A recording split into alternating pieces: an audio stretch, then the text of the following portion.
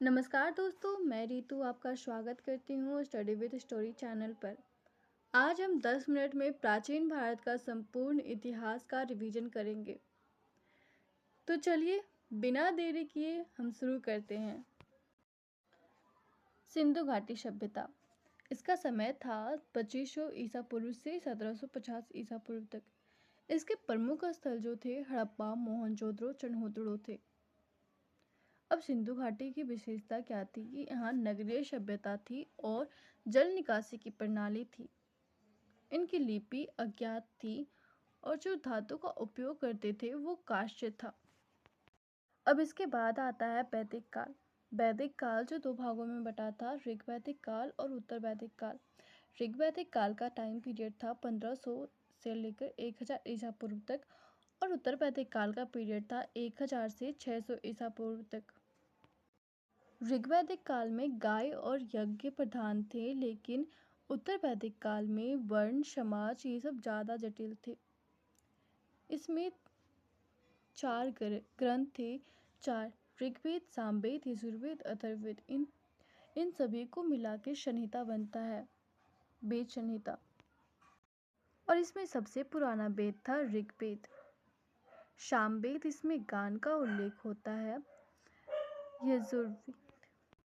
अब आते हैं 16 महाजनपद में। तो सबसे जो शक्तिशाली महाजनपद था वो था मगध। और इसी काल में बौद्ध धर्म और जैन धर्म का उदय हुआ। बौद्ध धर्म का शुरुआत गौतम बुद्ध ने किया। गौतम बुद्ध ने अष्टांगिक धर्म के बारे में बताया और जैन धर्म जो कि महावीर 24वें तीर्थंकर थे, उन्होंने अहिंसा पर जोर दिया। जैन धर्म में भी त्रिरत्न थे। मौर्य साम्राज्य। इसके संस्थापक चंद्रगुप्त मौर्य थे, जो कि चाणक्य की सहायता से आए थे। चाणक्य इनके सेनापति थे। इन्होंने अर्थशास्त्र की रचना किया था। चंद्रगुप्त मौर्य ने मौर्य काल का शुरुआत तो किया, लेकिन अशोक इसके महान शासक बने। इन्होंने कलिंग युद्ध किया और इसके बाद उन्होंने बौद्ध धर्म को स्वीकार कर लिया। बौद्ध धर्म को स्वीकार करना ही एक ऐतिहासिक मोड़ बन जाता है अपने आप में। और इनकी प्रशासनिक व्यवस्था सबसे मजबूत प्रशासनिक व्यवस्था के रूप में माना जाता है। अब आता है गुप्त काल। गुप्त काल का समय था 320 से 550 ईसा पूर्व। इसमें शासक चंद्रगुप्त प्रथम, समुद्रगुप्त और चंद्रगुप्त द्वितीय थे। समुद्रगुप्त, इसे भारत का नेपोलियन भी कहा गया है। चंद्रगुप्त द्वितीय के दरबारी थे आर्यभट्ट, जिन्होंने शून्य की खोज की।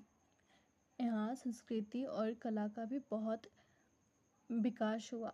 कालिदास, जिन्होंने अभिज्ञान शकुंतलम जैसे रचना किया और अजंता एलोरा जैसे गुफाओं का निर्माण हुआ। उम्मीद है आपको ये छोटा सा रिवीजन वीडियो पसंद आया होगा। अगर इसका पूरा विस्तार वाला चाहिए तो आप हमारे चैनल से जुड़िए, जहाँ पे मैंने एंशिएंट हिस्ट्री को पूरे विस्तार में बताया हुआ है।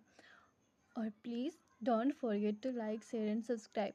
और पीडीएफ चाहिए तो टेलीग्राम लिंक डिस्क्रिप्शन में है, वहाँ से आपको पीडीएफ मिल सकता है। धन्यवाद।